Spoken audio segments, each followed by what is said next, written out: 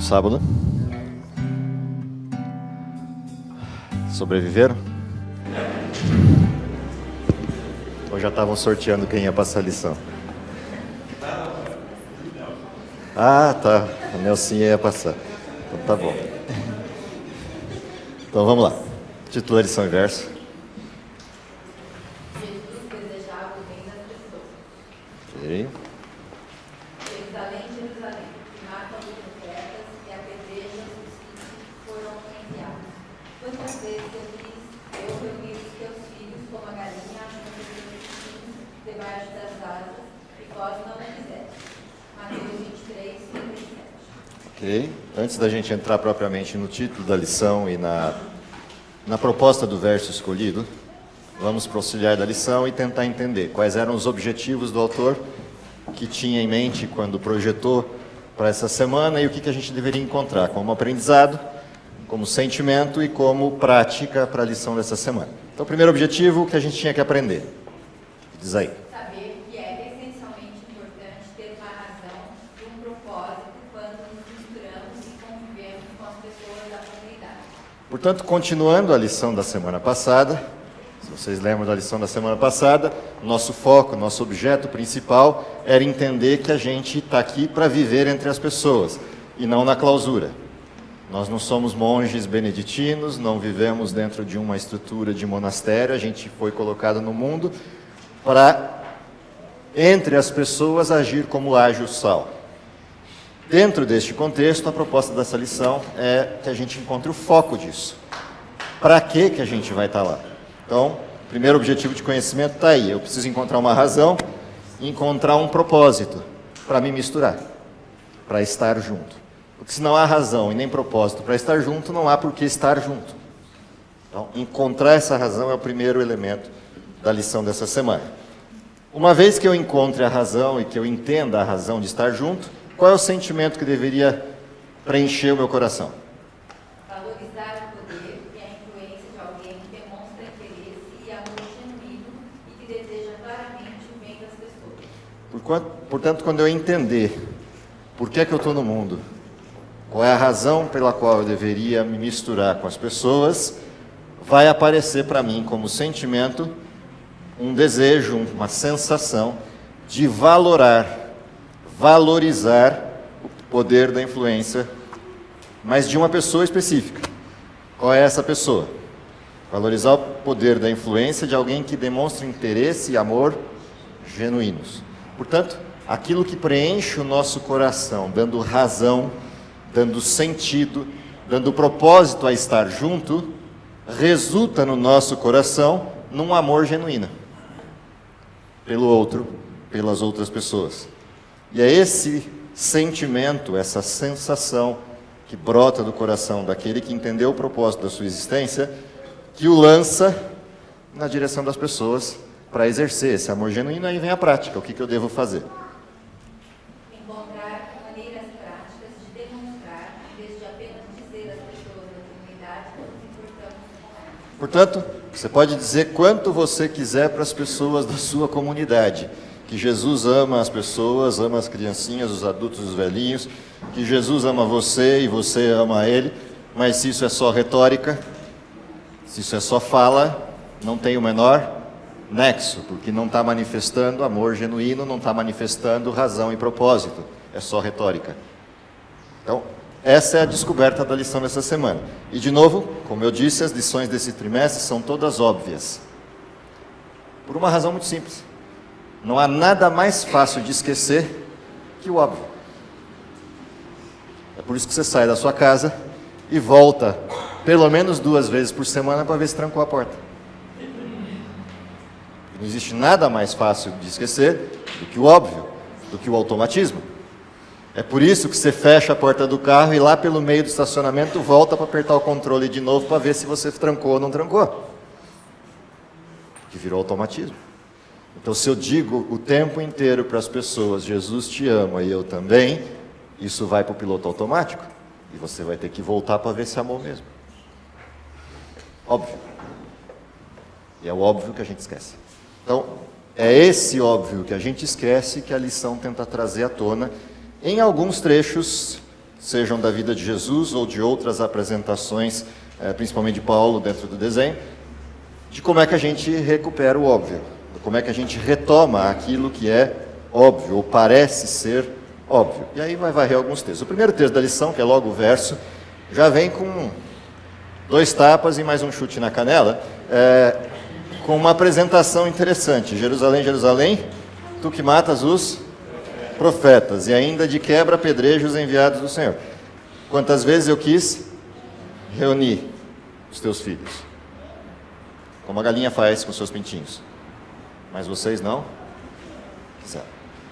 Então, há algumas coisas importantes aqui. Como nós, dentro do nosso contexto atual, não temos profeta para matar, então esse texto tem que ter alguma aplicação para a gente em primeira instância. O que é Jerusalém e quem são os nossos profetas? Essa é uma descoberta interessante para começar a abordagem. Lembra, estamos buscando razão e propósito. Razão para a existência, razão para nos misturarmos, razão para estarmos aqui, propósito que nos direcione para algum tipo de ação. Quem é Jerusalém? Quem é Jerusalém? Essa é uma pergunta importante. Quem é Jerusalém para nós, século 21? Está fácil de olhar. Se você lembrar da introdução do livro de João, lembra, João é o vovozinho, último apóstolo vivo, quase 100 anos de idade, escrevendo o Evangelho de João. Num mundo que já perdeu todos que conheceram Jesus, exceto João, que ainda está vivo, ficou para a semente. E aí ele resolve produzir um evangelho para alertar o mundo.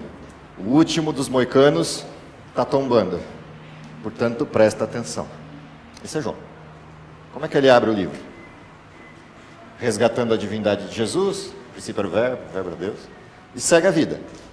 Mostra a criação desse Jesus e que a luz do mundo estava nele, mas quando o mundo o rejeita, as trevas voltam, segue a vida. Exaltada a divindade de Cristo e a sua criação, ele traz a missão.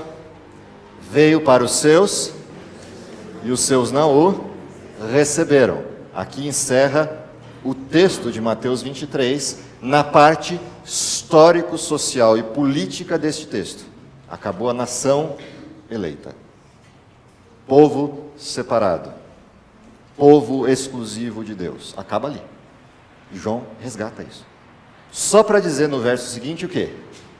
Mas deu poder de serem chamados seus filhos, tantos quantos façam o quê? Reconheçam o seu nome, a sua salvação. Reconheçam que ele veio em carne. E olha aqui diz o texto: habitou entre nós. E por isso vimos sua glória como unigênito do Pai. Esse é o desenho. Portanto, aqui está dado um outro recado para um outro povo em outra direção. Acabou uma mensagem e veio outra. Portanto, quem é Jerusalém? Todos a quantos deu o poder de serem chamados seus filhos, porque creram no seu nome e aceitaram que veio em carne e viram sua glória como unigênito do Pai. Você e eu. Portanto, o texto de fato tem a ver com a gente. Jerusalém, Jerusalém, Jerusalém é onde esse povo que aceita Cristo como seu Salvador pessoal se reúne, vive. E aí o texto vira para a gente e diz que matas os profetas e apedreja os enviados do Senhor. Que profetas? Que enviados? Os mesmos. Todas as vezes que eu enterrar a mensagem, de alguma forma, seja literal ou metafórica, todas as vezes que eu enterrar as mensagens de todos esses profetas, o que eu estou fazendo? Matando. Todas as vezes que eu distorcer essa mensagem pela fala ou pela prática, eu estou apedrejando. E aqui começa o nosso problema. Quando eu olho os profetas do passado, pela Bíblia, ou os profetas do presente, pelo espírito da profecia de Apocalipse 12, os últimos versos, ou de 19, o verso 10. Toda vez que eu olho para isso e não cumpro a mensagem ou a enterro, eu estou matando. Todas as vezes que eu distorço, estou apedrejando. E eu estou apedrejando que parte da mensagem? Eu quis ajuntar todos vocês. Qual é a mensagem? A mensagem é a mensagem de João outra vez. Quando você vai a João e continua lendo as páginas, ele mostra a divindade daquele Cristo sendo exercida entre as pessoas. Porque ele já abre o 2º capítulo mostrando o quê? Bodas de Caná. A essência da missão, tudo junto e misturado, fazendo a festa, e o milagre acontece porque ele está junto com as pessoas na festa. Porque se ele estivesse fora da festa, o milagre não acontecia. Razão. Propósito. E ele vai varrendo as páginas até chegar no capítulo 14. Vocês lembram bem do capítulo 14, não é? Como é que começa o capítulo 14 do Evangelho? Como? Não se turbe. Ou seja, não fica em trevas, não se oblitera, não se mistura com a zona cinza. Ou seja, não fica com o coração obscurecido, turbado, triste, atabalhoado, angustiado. Por quê? Se vocês creem em Deus, tem tudo para crer em quem? Em mim. E se vocês acreditam em Deus tanto quanto acreditam em mim, então acreditam no que eu vou dizer. Estou indo embora. Para voltar daqui a pouco. Enquanto eu for para daqui a pouco voltar, onde vocês vão ficar? Por aí. Fazendo o quê? Eu quero ajuntar todos vocês, como a galinha faz com seus pintinhos. Mas se eu fizer isso, não tem lugar para ir. Então vou fazer o seguinte, eu vou montar o galinheiro e vocês juntam os pintinhos. Entenderam o texto? João 14 é isso. Se eu for e vos preparar lugar, e o se já não é mais se, porque ele foi, então já é certeza. Qual é a certeza que vem na sequência? Eu voltarei. Para fazer o quê? Para mim mesmo. Para que onde eu estiver, vocês estejam também. Para quem que é o texto? De João. E para quem que é o texto? De Jerusalém, de Mateus. Para a gente. Portanto, quando ele foi embora, deixou um legado, porque esse texto de Mateus 23 está exatamente antes de que texto? O que está acontecendo na cena de Mateus 23? Eu entro na cidade e vejo o quê? Pessoas gritando hosanas numa entrada triunfal. Depois da entrada triunfal, eu vejo os sujeitos mais próximos de mim, a quem eu deixei o legado da missão, querendo um pedacinho do reino. E ainda exaltando a cidade, e não o rei da cidade. E aí o que ele tem que dizer para eles?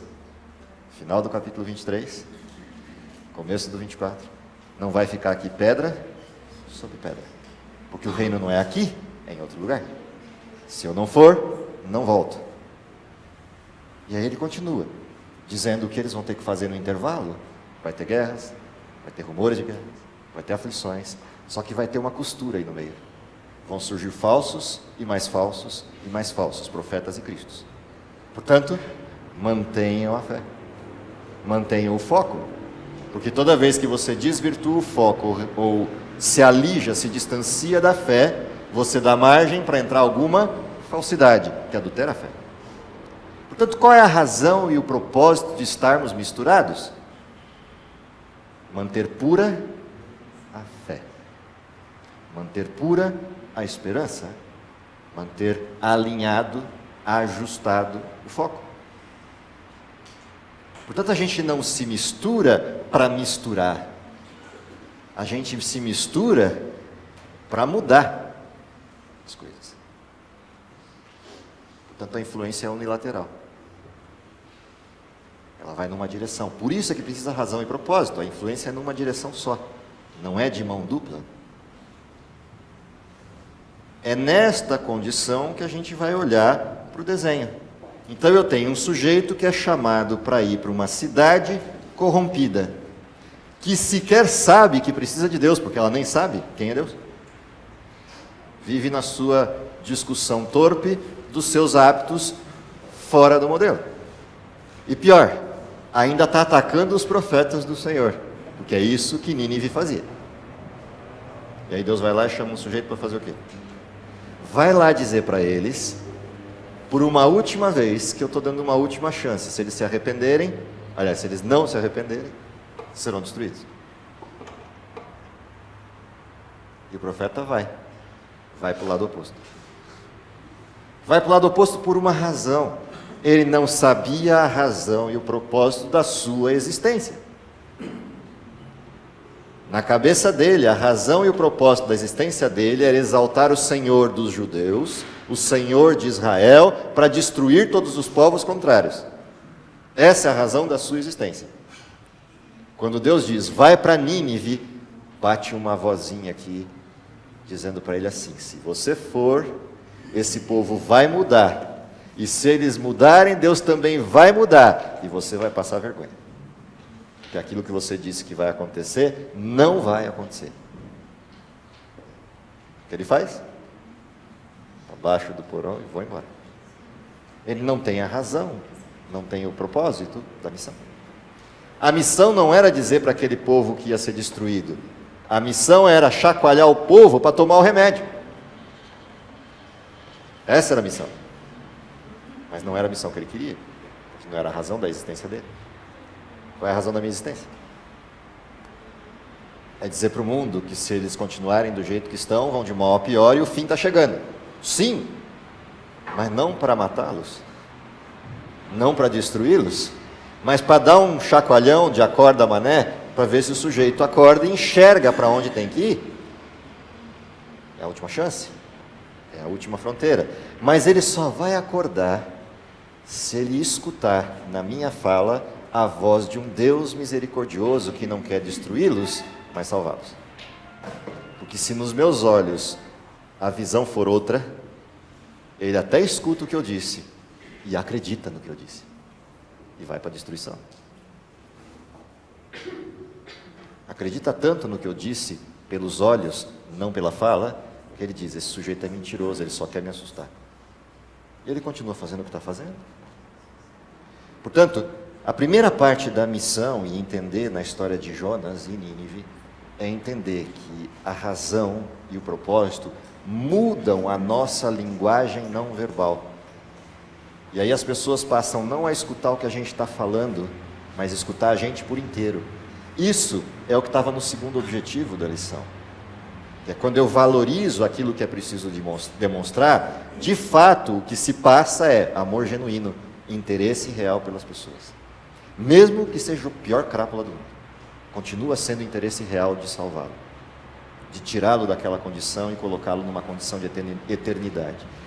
Essa é a razão, esse é o propósito da missão. Dentro desse propósito da missão é que a gente é chamado a olhar algumas outras cenas, alguns outros desenhos de como Jesus atuou esse processo. Aí aparecem vários elementos de milagres ou ações de Jesus que vão ilustrar isso. Vários deles, perdidos na história do Messias. Alguns desses milagres nos apontam para algumas direções bastante curiosas, outras falas nos apontam para coisas bastante curiosas, mas no fim de tudo, se você começar a observar todos eles, tem uma coisa que acompanha todos eles. Inclusive fez parte de uma pergunta que me fizeram ontem, sobre um dos textos. Por que 2 toques? Por que um passo em 2 toques? Num dos milagres.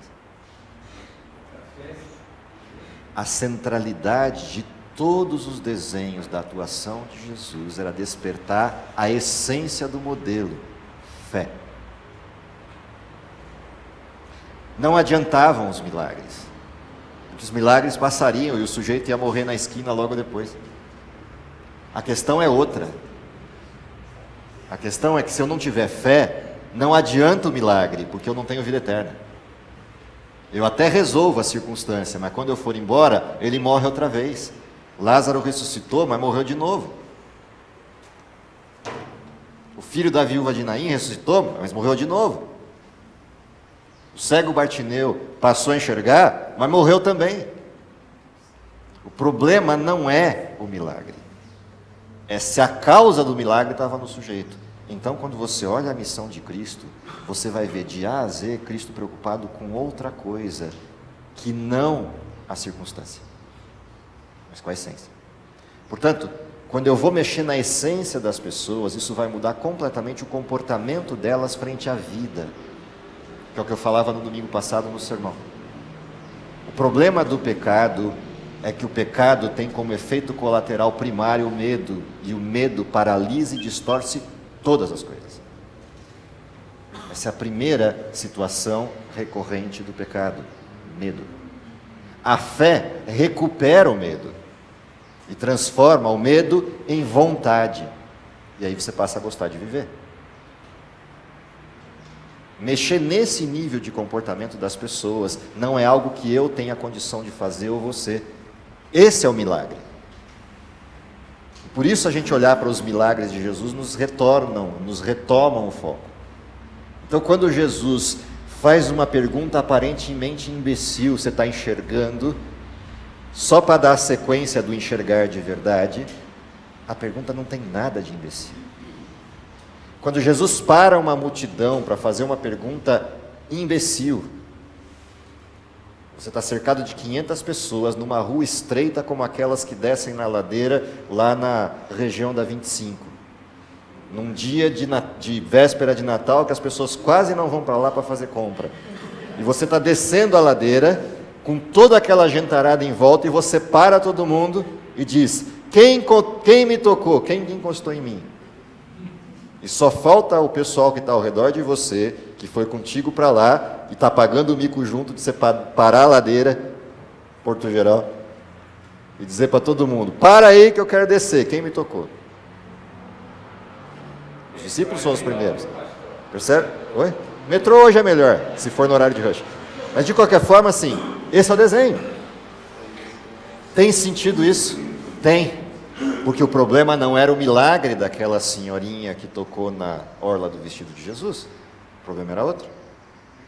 Milagre sem a fé, e sem a fé consciente, morre de novo. Quando ele para e pergunta quem tocou, e a multidão zomba disso, a começar pelos discípulos puxados por Pedro, o que Jesus está mostrando é: o toque foi diferente. 500 neguinhos me tocaram e nenhum deles tinha fé. Mas uma pessoa me tocou sem avisar, e essa tinha fé. E eu preciso que vocês entendam o que é fé. Qual é a resposta de Jesus para ela? Quando ela sai ali com a vergonha toda para dizer: fui eu. Fica tranquila. Tua fé? Esse é o recado. Falei na semana passada, vocês devem lembrar. Paralítico. O que acontece com ele? Pensa lá, sua casa. Vou visitar o Kizion. Chego lá na casa do Kizion, porque me contaram que ele é milagreiro. Mesmo que os milagres sejam só números e papel, mas é um milagreiro. E eu vou visitá-lo. Vou visitá-lo porque eu tenho um garoto que precisa da ajuda do Kizion milagreiro para andar. Mas está lotada a casa dele, porque já descobriram antes de mim e a casa está cheia. E eu não consigo entrar. Então eu vou com mais 3 amigos, subo o telhado do 2º andar e abro as telhas. E começa a cair o pozinho. Todo mundo chorando. Lembra da história? Aí eu desço. Lá onde está o Kizion falando, todo mundo ouvindo, e deixo o sujeito lá. E fica aquelas 4 carinhas de moleque em cima, olhando no telhado para ver o que o Kizion vai fazer. O que o Kizion faz? Olha para cima, olha para o moleque deitado na maca, olha para a multidão, e todo mundo está esperando o quê? Milagre? Agora é hora do show. O que o Kizion faz? Olha para os olhos do sujeito deitado na maca, que está passando uma vergonha danada, porque está todo mundo olhando para ele. E ele só diz uma coisa para ele: teus pecados estão perdoados. A paz que invadiu o coração daquele sujeito, justificados, pois, mediante a fé, temos paz com Deus. A paz que invadiu o coração daquele sujeito fez o quê? Ele podia voltar para casa, ele já estava curado, porque a doença dele não era as pernas, era o coração. Quando o texto nos traz a baila de que a gente precisa enxergar o Cristo verdadeiro para querê-lo, para desejá-lo, é disso que está falando. Qual é a reação da multidão? Que não tem fé. Quem que ele acha que é? Quem que o Kizion se acha? Para dizer que está perdoado o pecado? Aí ele é obrigado a virar para todo mundo e falar, bom, se esse é o problema, se a razão de vocês estarem conversando aí baixinho é essa, então para vocês terem certeza de todas as coisas, o que vocês acham que é mais fácil? O paralítico andar ou perdoar pecado? Sabe por que Jesus fez essa pergunta? Porque perdoar pecado é da boca para curar o paralítico, é do corpo para... Só que quando Jesus disse, perdoados os teus pecados estão, ele estava curando de fora para dentro um coração morto. Mas ninguém viu. Então, para questioná-los, se a fé deles só depende do que eles conseguem ver, o que Jesus disse, o que é mais fácil? Resolver o que você não vê ou o que você vê? Então, se para vocês o mais fácil é resolver o que vê, para ter certeza que eu posso resolver o que vocês não veem, então, meu amigo, volta para casa andando. E ele voltou com 2 milagres, não um só. Ele voltou com o coração sarado e com as pernas fortes. Essa é a essência. Quando a gente olha essa essência, então a gente consegue entender o que quis dizer a lição de segunda-feira sobre cumprir a missão apesar de tudo. O que é o tudo? Lembra que a lição traz à baila de novo Mateus 5, Sermão da Montanha. Bom, se ela traz de novo Mateus 5, olha o texto. Amarás o teu próximo e odiarás o teu inimigo. Eu, porém, vos digo, amai os vossos inimigos e orai pelos que vos perseguem. O que Jesus fez ali naquela multidão? Exatamente isso.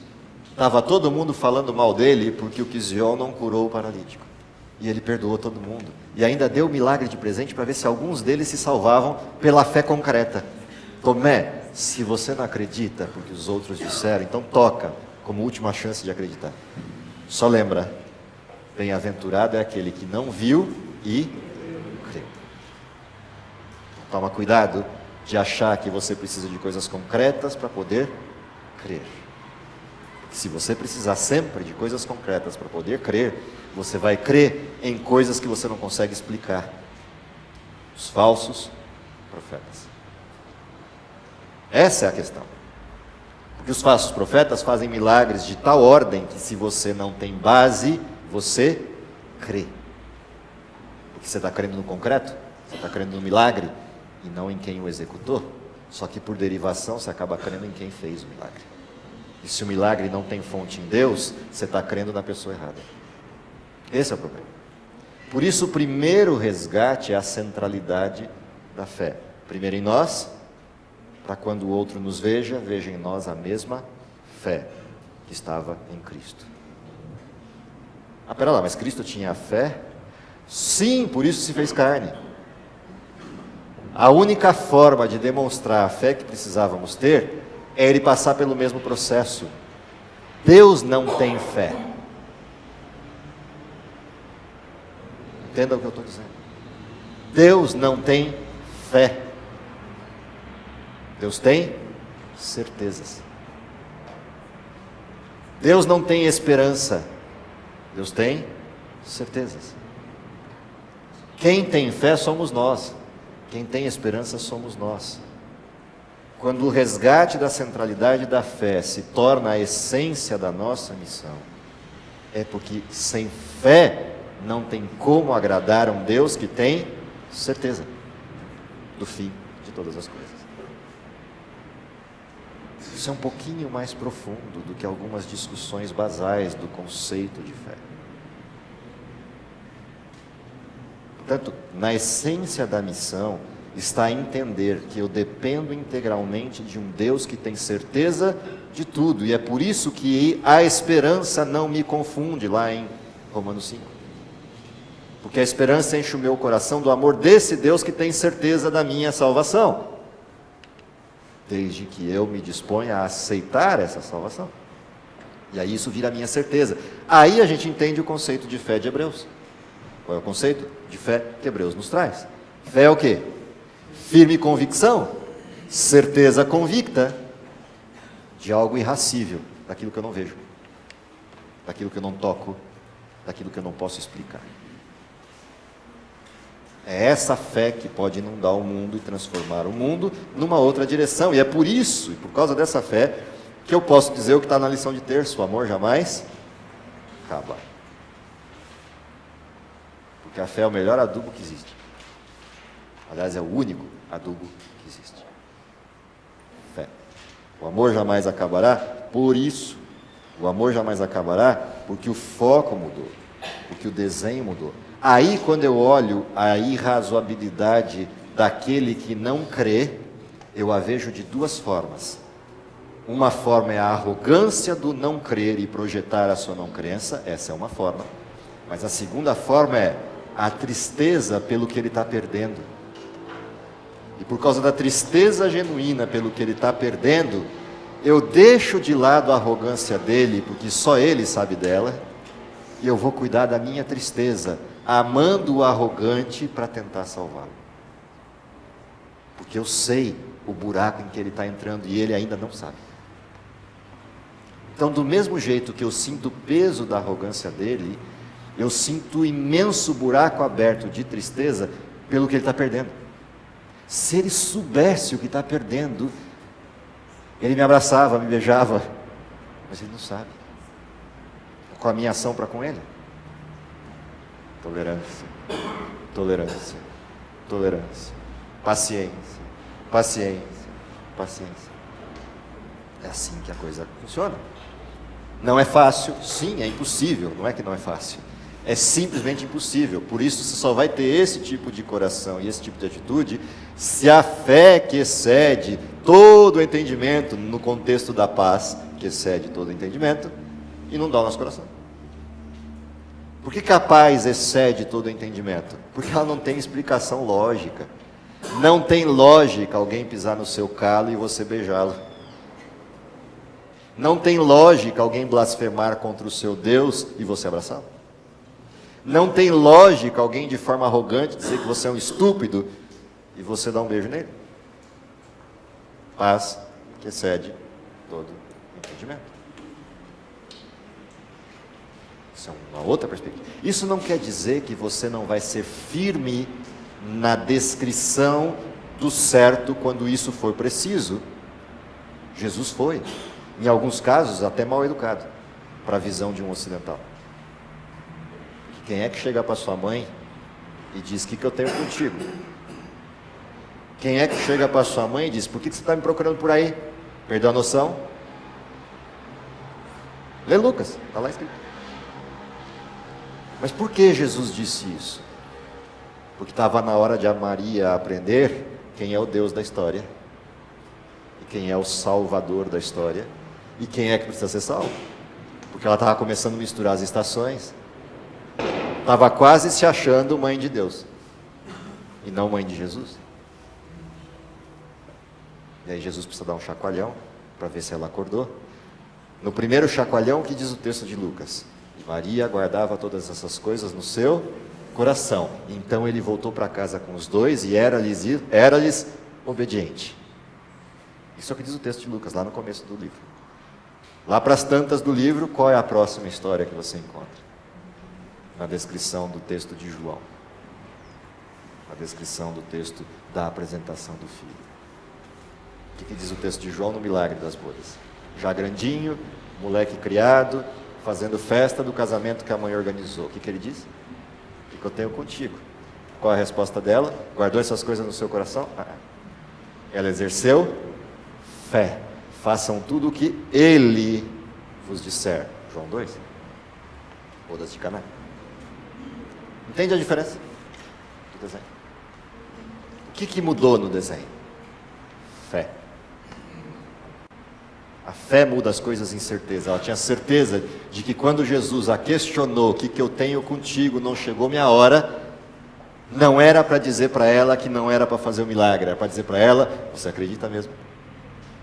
Quando você me procurou para dar ordem ou me procurou porque você tem fé? Qual é a resposta dela para ele? Não, eu entendi a lição. Durante esses quase 30 anos, 20 e poucos anos, 25 anos, eu tenho nutrido na minha cabeça, 25 não, um pouquinho menos, eu tenho nutrido na minha cabeça aquela sua pergunta inicial. Por que vocês estão me procurando por aí se eu teria que estar na casa do meu pai? Agora eu já entendi. Se eu não tiver fé, o milagre não acontece. Então, façam o que ele disser, porque aí acontece o milagre. Não façam o que eu estou mandando, façam o que ele disser. Aí o milagre acontece. Essa é a mudança? Como é que eu digo isso para as pessoas? Sabe como é que eu digo isso para as pessoas? Quando a centralidade não está em mim, é o fim da lição. Quando o desenho se centraliza no outro e nas necessidades do outro, não por eu ser um sujeito passivo e ignorante dos problemas, não por eu ser um sujeito que passa panos quentes no erro, não é essa a questão. A questão é, eu estou centralizado na necessidade que o outro tem para se transformar, ou seja, eu entendo o que realmente ele precisa, para saber se é hora de milagre, ou é hora de perdoar pecados, ou é hora de dar um chacoalhão. Eu entendo qual é a real necessidade dele, para saber qual é a coisa que eu tenho que dizer ou fazer, ou até não dizer. Porque cada um vai ter um contexto diferente. Eu estou tão centralizado no outro e guiado pelo mesmo Espírito, que ele é capaz de me falar ao ouvido e soprar. Fala isso agora. Se eu falar isso, ele me mata. Não, fala isso agora. Mas se eu falar isso, ele vai ficar bravo. Fala isso agora. Ele precisa ouvir. Ou eu estou tão centralizado nesse mesmo Espírito que, quando eu estou querendo falar, ele diz, não diga isso. Não pense em falar isso agora. Ele vai te matar. Eu estou tão ligado ao Espírito que eu ouço a voz dele com essa nitidez para poder executar a missão. Fé. Fé é isso. Não é outra coisa. Fé não é um ente metafísico, místico. Não. Fé é concreta. Fé é confiança de tal ordem que eu escuto a voz de Deus e converso com ele.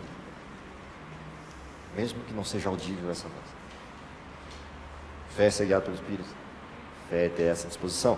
Aí sim eu consigo ter essa centralidade de visão no outro. Não nos pecados do outro, nas desgraças do outro, mas no outro como pessoa, no outro como gente, no outro de fato, no outro como precisa ser. Aí a gente muda a regra do jogo, a gente muda o desenho do jogo, e aí se cumpre o que estava na lição da semana passada, que é, eu olho para lá e entendo o quê? Eu entendo que eu preciso estar junto, eu entendo que eu preciso fazer, eu entendo como tem que ser. Entendendo o desenho? Qual é a nossa missão? Então volta lá para o desenho da lição. Qual é a nossa razão de existir? Qual é a razão pela qual temos missão? Qual é o propósito de tudo isso que acontece conosco todos os dias da vida? Estamos no mundo para quê? Estamos no mundo para nos misturar, para fazer o quê? Estamos no mundo para agir em que direção? Estamos no mundo para transformar que tipo de gente em que tipo de coisa? Dá para entender o que eram os objetivos da lição? Volta para os objetivos e vamos fechar com eles. Primeiro objetivo da lição, qual era? Descobrir o quê? Por que a gente está aqui? Para onde a gente vai apontar a missão? Por que a gente está aqui? Nisto, João outra vez, nisto conhecerão que sois meus discípulos. Se vocês fizerem o que é impossível para qualquer ser humano nessa terra, amar uns aos outros. Segunda parte do objetivo, qual é o sentimento? Que a descoberta desse amor, dessa paciência, dessa espera, dessa tolerância que Deus tem com a gente, porque só a gente é que se conhece, só a gente é que se olha no espelho, então a gente tem a noção do tamanho da paciência de Deus toda vez que se olha no espelho, e é bom olhar no espelho quando acorda, porque aí você tem o tamanho da paciência, antes de lavar a cara. Qual é o sentimento que vem para o nosso coração quando eu enxergo Deus assim? Eu valorizo o outro. Eu valorizo a missão. Valorizo a necessidade de demonstrar ao outro o amor genuíno que brotou desse Deus que me tolera. Que tolera o meu bafo, meu cabelo despenteado, minha vida irracível, minha teimosia, meus erros, minha falta de paciência, todas as coisas que Deus tolera em cada um de nós e cada um sabe onde o calo lhe aperta. Qual é a prática? Eu vou para os outros e digo, eu conheço alguém que mudou minha vida. Alguém que tolera todos os meus defeitos, mas que os transforma em qualidades. Quer conhecer? Como é que eu digo isso para alguém? Sendo esse sujeito que eu digo que foi transformado por esse amor. Sendo esse sujeito que eu digo que foi impactado por esse amor. Essa é a prática. A prática não é só distribuir alimento aos pobres ou visitar as viúvas e os presos. A prática é que eles consigam ver que isso não é cumprir itens de tabela para ganhar a salvação. Mas isso é a verificação clara de alguém que foi transformado e não consegue tolerar que alguém sofra. Não consegue esperar que alguém descubra a felicidade de se entregar para um Deus que ama nessa quantidade, desta forma, com essa amplitude. Esse é o nosso desafio, e é um desafio impossível se não for pela fé. Porque nenhum de nós tem a habilidade, a capacidade, a paciência de suportar isso. E nem o poder para fazer. Portanto, só tem um jeito. É debruçar nos pés desse Deus, do Sermão da Montanha, e entender que ao ser transformado por Ele, aí eu suporto o fim das bem-aventuranças. Quando você descer a montanha, encontrado lá no alto dela a justiça e ser farto dela, e começar a descer, lembram a lição do trimestre passado? Quando você começar a descer a montanha, quando você chegar lá na base de novo, de onde você saiu, você vai encontrar 3 coisas certas lá: injúria, difamação e perseguição. E o pior, Deus diz que você é bem-aventurado porque encontrou isso lá. Sabe por quê? Porque você só vai encontrar injúria, difamação e perseguição se você for igual a Cristo. Porque se você não for igual a Cristo, sabe o que você vai encontrar lá embaixo? Amizade, exaltação e vida tranquila. Pai, não te peço que os tires do mundo, apenas que os livres do mal, mas que eles lembrem: eu venci o mundo. Essa é a missão. Que Deus abençoe você, que Deus me abençoe, para que a gente vá internalizando essas coisas que são óbvias, mas que a gente na estrada da vida vai esquecendo. Vamos orar? Querido Pai que está nos céus, te agradecemos em primeiro lugar porque os exemplos de Cristo, das pessoas que com Ele conviveram, dos profetas do passado que executaram missões ou as rejeitaram, possam de alguma forma impactar a nossa vida como Jerusalém presente, como última história, como último pedaço da história, para que entendamos a real missão que temos. Para que a mensagem de Mateus 24, verso 14, não seja uma retórica de pregação fria do Evangelho, mas a comprovação de que o amor de Deus perseverou em alguns, como Mateus 24, 13 apresenta. Que possamos ser aqueles que perseveraram nesse amor e o mundo conheça que Cristo ainda se faz presente aqui, na vida de seus filhos. Que esse amor ajude a influenciar pessoas para que desejem estar contigo eternamente, é o que lhe pedimos por Jesus. Amém. Bom sábado para vocês, até sábado que vem.